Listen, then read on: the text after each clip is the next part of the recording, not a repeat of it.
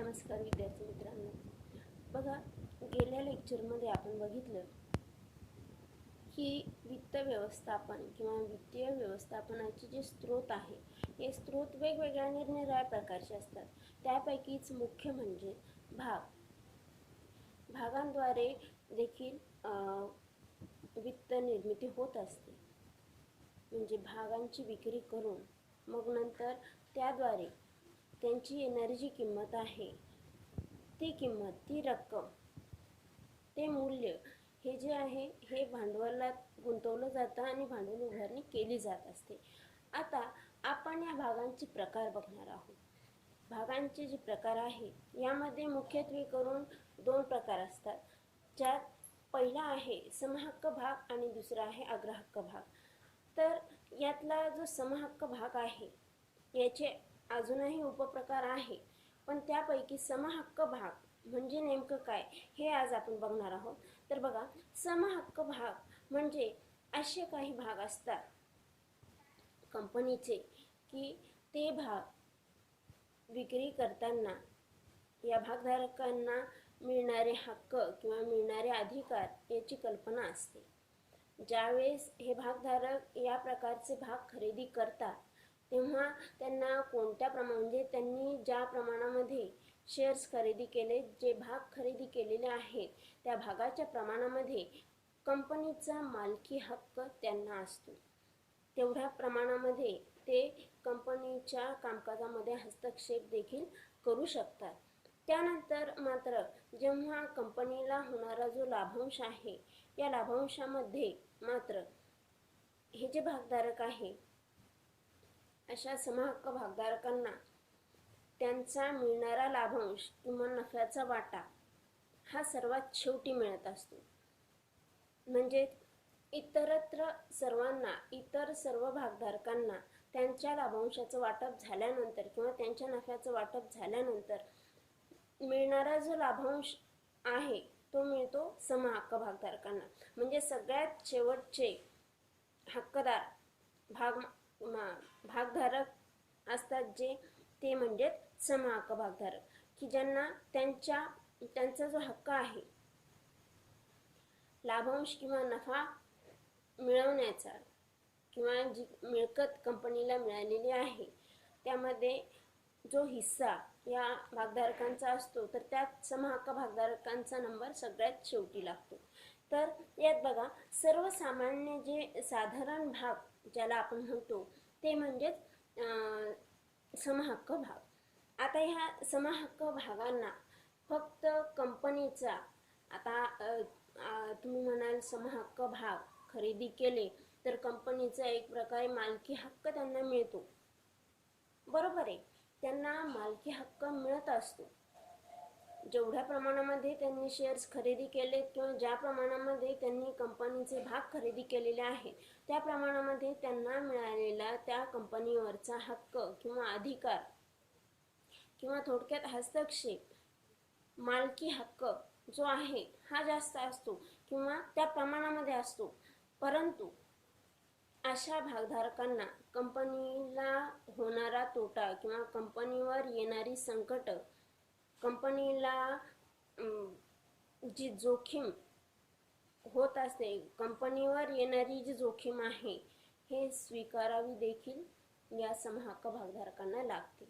म्हणजेच फक्त हक्क गाजवून जमत नाही किंवा हक्क मिळूनच फक्त भागत नाही, तर कंपनीची जी जोखीम आहे किंवा कंपनीचा जोही तोटा आहे, जी संकट कंपनीवर येणार आहे, आर्थिक भौतिक परिस्थिती, जी काही संकट या संस्थेवर येणार आहे ही सर्व पेलवून नेण्याचं काम देखील या समहक्क भागधारकांना करावं लागतं. आणि म्हणूनच या अशा भागधारकांना आपण साहसी किंवा जोखमीचे भांडवल, म्हणजे हे जे भांडवल ते गुंतवतात किंवा त्यांच्या गुंतवणुकीतून जेही भांडवल उभं राहतं त्याला साहसी किंवा जोखमीचं भांडवल असं आपण म्हणत असतो. आता बघा, समहक्क भागधारकांना सर्वसाधारण सभेमध्ये चर्चा घेण्याचा अधिकार आहे. त्या चर्चेमध्ये ते सहभागी होऊ शकतात. म्हणजे कंपनीचे जेही डिसिजन्स आहेत, जेही निर्णय आहेत, याचा पूर्णपणे त्यामध्ये हस्तक्षेप करण्याचा, त्यांच्या प्रमाणामध्ये, म्हणजे जितक्या प्रमाणामध्ये त्यांनी भाग खरेदी केलेले आहे तेवढ्या प्रमाणामध्ये त्यांना त्या हस्तक्षेप करण्याचा अधिकार आहे. त्याचप्रमाणे कंपनीवर येणारी जोखीम देखील त्यांना स्वीकारावी लागते. काही महत्त्वाचे निर्णय घ्यायचे आहेत तर त्यासाठी मतदान ही पद्धत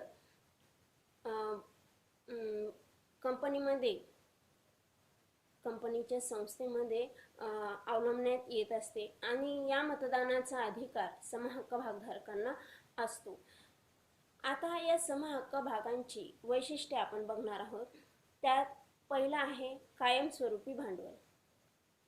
कायमस्वरूपी भांडवल म्हणजेच बघा, जेव्हा कंपनी स्थापन होते, कंपनी स्थापन झाल्यापासून ते अगदी कंपनीच्या विसर्जनापर्यंत, म्हणजे जेव्हा कंपनी बंद पडते अगदी तिथपर्यंत या स्वरूपाचे जे भांडवल आहे, स्थिर भांडवल किंवा समहक्क भांडवल, हे जे आहे हे भांडवल मात्र कायमस्वरूपी असतं.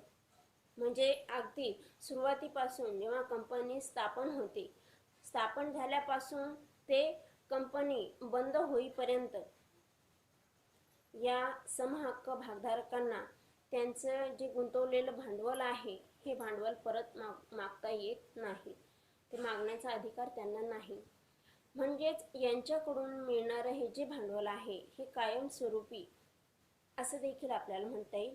कारण की कंपनी जोपर्यंत अस्तित्वात आहे, कंपनी जोपर्यंत चालू आहे, त्याचं कार्य जोपर्यंत चालू आहे, जोपर्यंत कंपनी बंद पडत नाही, तोपर्यंत हे गुंतवलेले पैसे किंवा हे जे भांडवल उभं केलेलं आहे समहक्क भाग भांडवल, तर हे भाग भांडवल परत मागण्याचा अधिकार या समहक्क भागधारकांना नसतो आणि म्हणूनच याला कायमस्वरूपी असणारं भांडवल असं म्हणतात.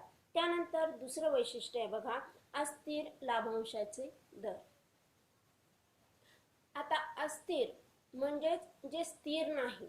स्थिर नाही म्हणजेच काय की बघा, कधी आता कंपनी आहे किंवा कोणताही व्यवसाय उद्योग असेल तर त्याच्यामध्ये लाभच होईल असं नाही, किंवा लाभ किती प्रमाणात होईल हे देखील निश्चित नसतं.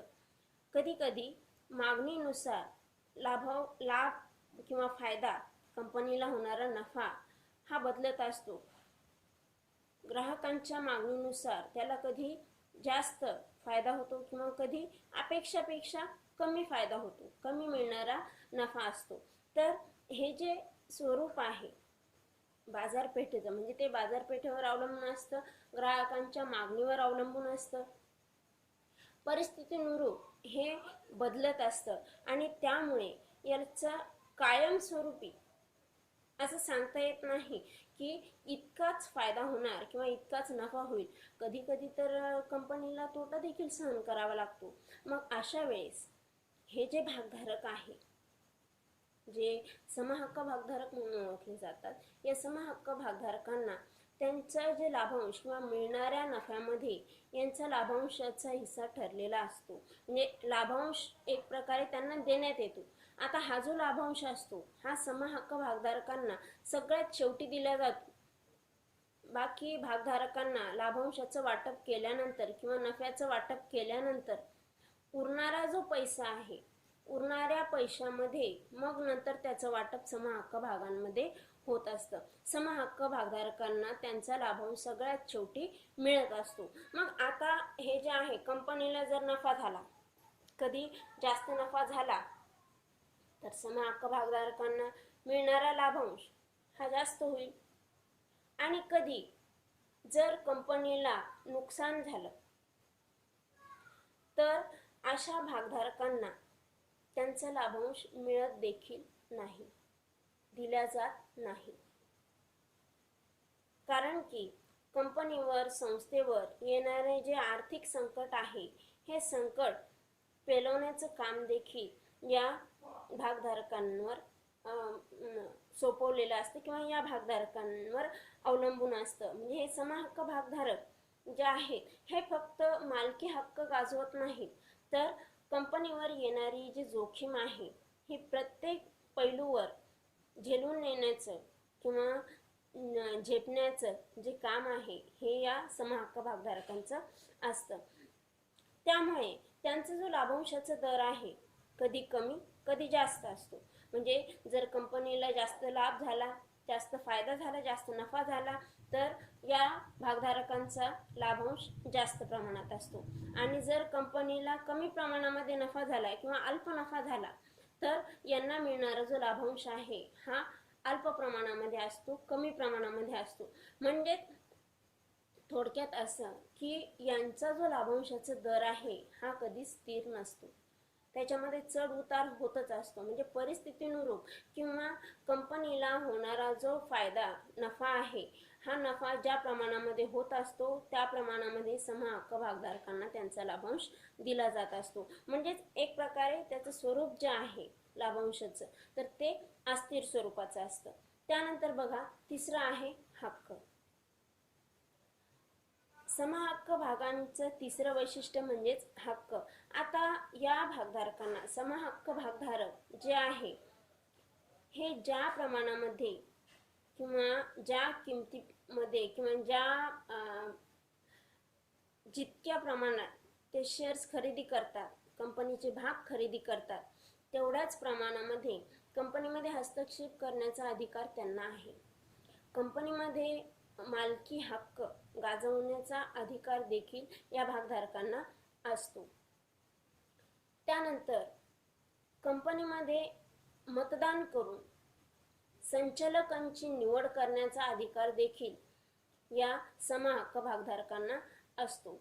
हे जे भागधारक आहे हे भागधारक नियमावलीमध्ये किंवा घटनापत्रकामध्ये जर तशी तरतूद असेल तर त्यामध्ये त्यांना दुरुस्ती करण्याचा देखील अधिकार आहे. म्हणजे बघा एक प्रकारे कंपनीचे मालक म्हणून देखील जर आपण समहक्क भागधारकांची गिनती केली किंवा समहक्क भागधारकांना गृहीत धरलं तर ते वावगं ठरणार नाही. म्हणजे मालकी हक्क जो आहे हा समहक्क भागधारकांना मिळत असतो, पण त्याचप्रमाणे मिळणारे त्यामध्ये भागधारकांना त्यांचे जे भाग आहे हे भाग नियमावलीमध्ये जर तरतूद केलेली असेल तर त्यांच्याकडे असणारे जे भाग आहेत हे हस्तांतरित देखील करता येतात. हस्तांतरित करणे म्हणजे भाग एकाकडून दुसऱ्याकडे सुपूर्त करणे. म्हणजे एकाकडे त्याचा मालकी हक्क असेल किंवा त्याला जर ते भाग दुसऱ्या कोणाला द्यायचे असतील, स्वइच्छेने जर तो दुसऱ्याला देऊ इच्छित असेल तर नियमावलीत असणाऱ्या तरतुदीनुसार त्याला त्याच्या जवळचे जे भाग आहेत हे दुसऱ्याला देता येतात किंवा दुसऱ्याला हस्तांतरित करता येतात. त्यानंतर चौथं वैशिष्ट्य यांचं आहे अग्रक्रम हक्क नाही. अग्रक्रम म्हणजे सगळ्यात अगोदरचा क्रम, सगळ्यात अगोदरचा नंबर यांचा हक्क असतो. समहक्क भागधारक जे आहेत हे हक्क गाजवतात. म्हणजे अगदी जवळपास मालकी हक्क कंपनीवर असणारा मालकी हक्क देखील या भागधारकांचा आहे, पण त्याचा क्रम मात्र सगळ्यात शेवटी असतो. शेवटी म्हणजेच कसं बघा, आता लाभांश वाटप करताना कंपनीला होणारा जो नफा आहे या नफ्यामध्ये ज्या नफ्याचं वाटप केलं जातं याला आपण लाभांश म्हणतो. आणि या लाभांशामध्ये सगळ्यात शेवटी लाभांश हा जर कोणाला वाटला जात असेल तर ते म्हणजे समहक्क भागधारक. म्हणजे सगळ्यात शेवटी जी ही रक्कम शिल्लक असेल, उर्वरित रक्कम, ही रक्कम समहक्क भागधारकांना दिली जाते. आणि जर समजा या वाटप नंतर, लाभांशाच्या वाटपानंतर जर रक्कम शिल्लक राहिली नाही, म्हणजे जर कंपनी विसर्जनाच्या वेळी भांडवलाची परतफेड केली जाते. जितकं भांडवल उभारणी करण्यासाठी भागधारकांनी पैसे गुंतवलेले आहेत त्यांना त्यांचे पैसे परत केले जातात.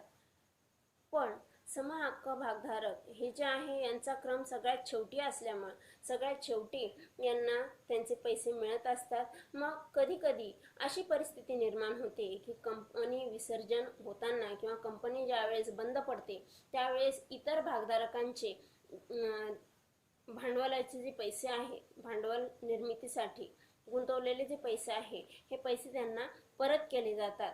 आणि नंतर जर पैसे उरले नाही तर समहक्क भागधारकांना त्यांच्या भांडवलाची रक्कम परत देखील मिळत नाही. अशी ही परिस्थिती निर्माण होऊ शकते.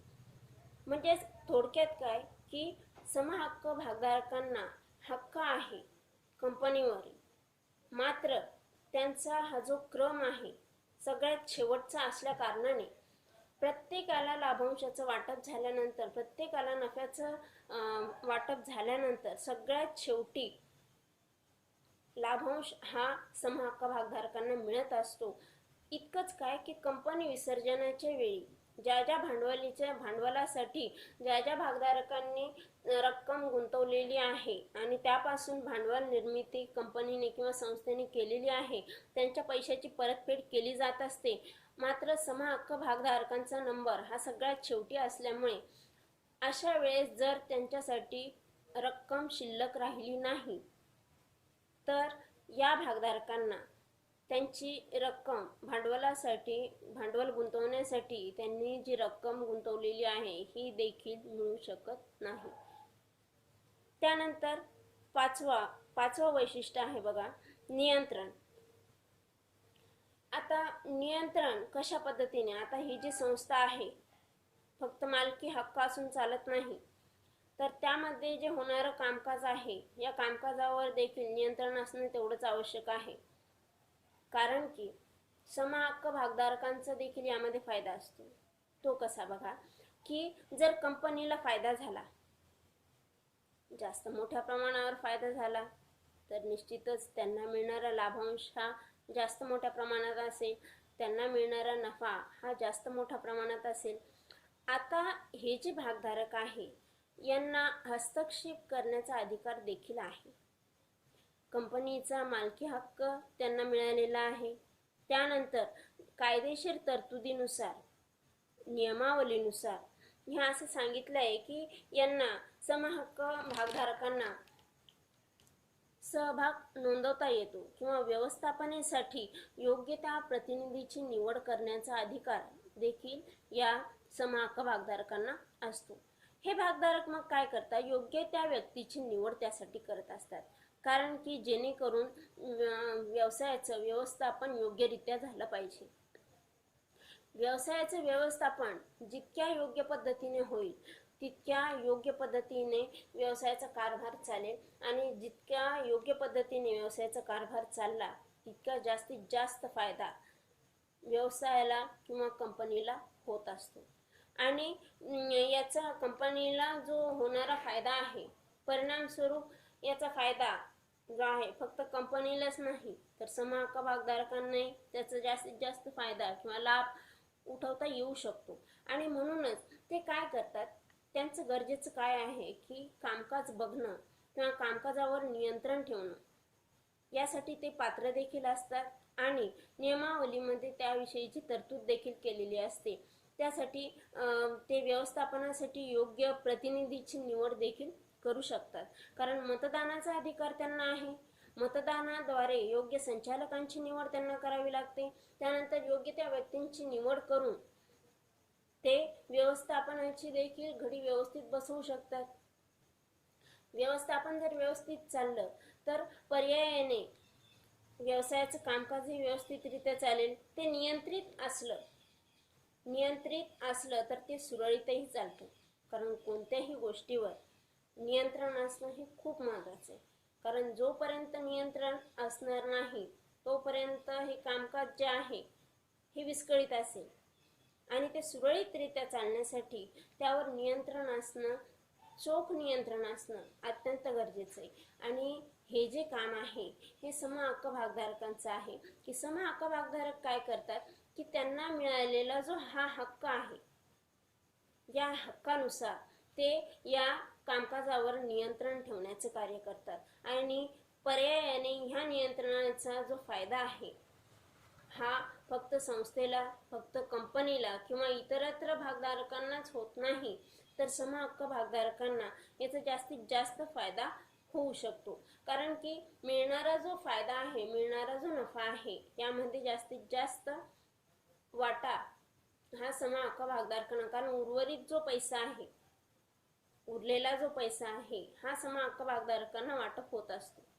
वाटप सगळ्या भागधारकांना केल्यानंतर, आणि म्हणून उर्वरित जो पैसा आहे, उरणारा जो पैसा आहे हा जर जास्त प्रमाणामध्ये असेल तर या समहक्क भागधारकांना मिळणारं जे उत्पन्न किंवा मिळणारी जी मिळकत आहे, मिळणारा जो नफा आहे, लाभांश ज्याला आपण म्हणतो, हे जर जास्त प्रमाणामध्ये मिळत असेल तर त्यांचा फायदाच आहे की.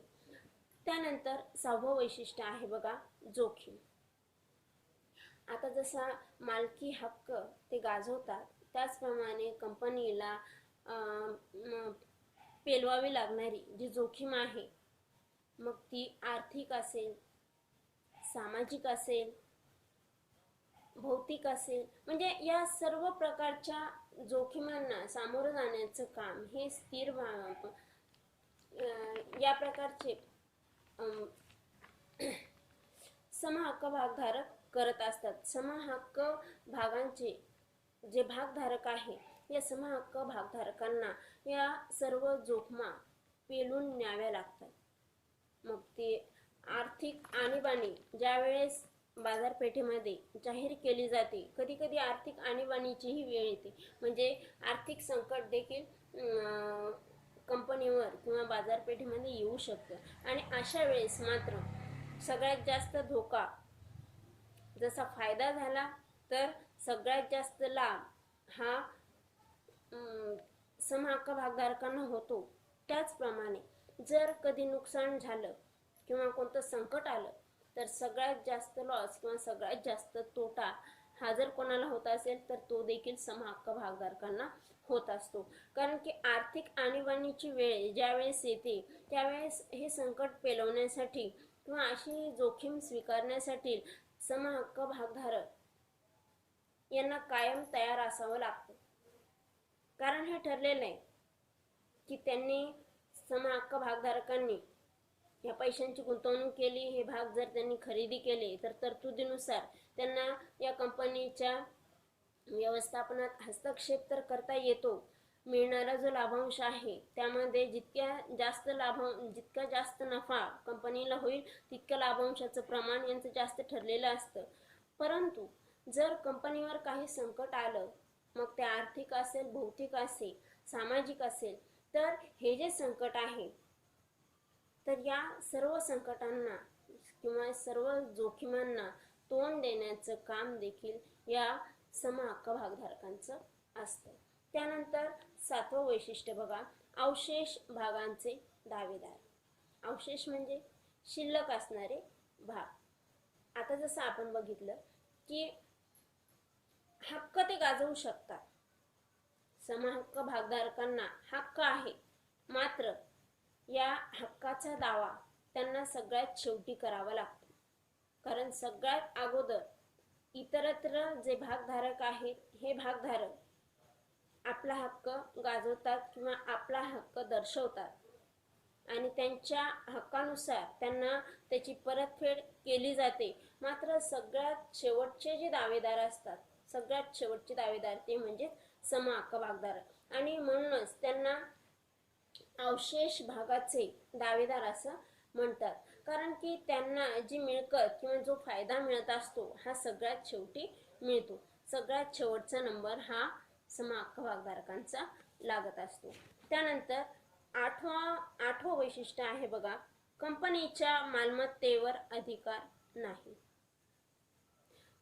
कंपनीवर मालकी हक्क जरी या भागधारकांचा असला तरी सुद्धा कंपनीची एकंदर जी मालमत्ता आहे, आता कुठल्याही प्रकारची कंपनीची जी मालमत्ता आहे, कंपनीच्या व्यवस्थापनामध्ये समहक्क भागधारकांना नियमावली तरतूद असल्यानुसार त्यांना त्यामध्ये हस्तक्षेप करता येतो, व्यवस्थापनावर नियंत्रण देखील ठेवता येतं. मात्र कंपनीमध्ये जे काही मालमत्ता आहे, असणारी कुठल्याही मालमत्तेवर या भागधारकांना हक्क गाजवता येत नाही किंवा तसा अधिकार त्यांना दिलेला नाहीये. म्हणजे कुठलाच अधिकार नाहीये की कंपनीची जीही मालमत्ता आहे त्या मालमत्तेवर या भागधारकांचा अधिकार किंवा हक्क दर्शवला जात नाही. कंपनीच्या एकंदर व्यवस्थापनामध्ये मतदानाचा हक्क यांना आहे. त्यानंतर लाभ जर झाला तर त्यामध्ये जास्त वाटा यांचा असणार आहे. त्यानंतर काही संचालकांची इव्हन निवड करण्याचा अधिकार देखील यांना आहे. मात्र कंपनीमध्ये जी काही मालमत्ता असते या मालमत्तेवर मात्र अधिकार किंवा हक्क गाजवण्याचा अधिकार या भागधारकांना नसतो. म्हणजे समहक्क भागधारक हे जरी असले तरी कंपनीच्या कुठल्याही मालमत्तेवर त्यांना आपला अधिकार गाजवता येत नाही किंवा अधिकार सांगता येत नाही. त्यानंतर 9वं वैशिष्ट्य आहे बघा समहक्क भागधारकांचं, अधिलाभांश भाग किंवा बोनस भाग. बोनस जर म्हटलं तर निश्चितच आपल्याला माहिती आहे जास्तीची जी मिळकत असते, म्हणजे जसं काम करणाऱ्या व्यक्तींना माहिती असते दिवाळीमध्ये बोनस भाग दिले जातात, बोनस भेटतात. म्हणजे जास्तीचा जो पैसा असतो, पगारामध्ये ठरलेल्या पैशापेक्षा जास्तीचा जो पैसा मिळत असतो त्याला आपण बोनस म्हणतो. तर अशा प्रकारचा जो बोनस भाग असतो, बोनस लाभांश किंवा अधिलाभांश ज्याला म्हणतात, हा लाभांश या समहक्क भागधारकांना मिळत असतो. आणि या बोनस भागांचा फायदा हा फक्त समहक्क भागधारकच उठवत असतात किंवा समहक्क भागधारकांना या प्रकारचा बोनस भाग मिळू शकतो किंवा तशीच तरतूद त्यामध्ये केलेली असते. आता जमा झालेला जो नफा आहे या नफ्यामधून, पूर्ण नफ्यामधून काही समभाग वाटले जातात किंवा काही समभाग दिले जातात आणि हे समभाग फक्त समहक्क भागधारक या भागधारकांनाच दिले जातात. इतरत्र कोणत्याही भागधारकांना ते मिळत नाही. या भागांची भांडवली गुंतवणूक अशा रीतीने स्वतःच वाढत जाते. म्हणजे आता जसं आपण बघितलं की कंपनीच्या विसर्जनाच्या वेळेस हा धोका या भागधारकांना आहे, समहक्क भागधारकांना, की त्यांना त्यांचा गुंतवलेली जी रक्कम आहे भांडवलासाठी ती देखील कधी कधी परत मिळत नाही. पण हे जे लाभांश किंवा हा जो लाभांश असतो, अधिलाभांश ज्याला म्हणतात, हा बोनस भाग किंवा अधिलाभांश याचा सगळ्यात जास्त फायदा किंवा फायदा हा फक्त समहक्क भागधारकांनाच असतो. आणि जेणेकरून जेवढं भांडवल त्यांनी गुंतवलेलं आहे कंपनीमध्ये त्यामध्ये मिळणारी परतफेडीसाठी मिळणारी त्यांची जी रक्कम आहे यामध्ये वाढ होत जाते आणि अशा रीतीने ते स्वतःच वाढत जातं. आजचं आपलं लेक्चर इथेच संपलंय. Good day everyone. बाय.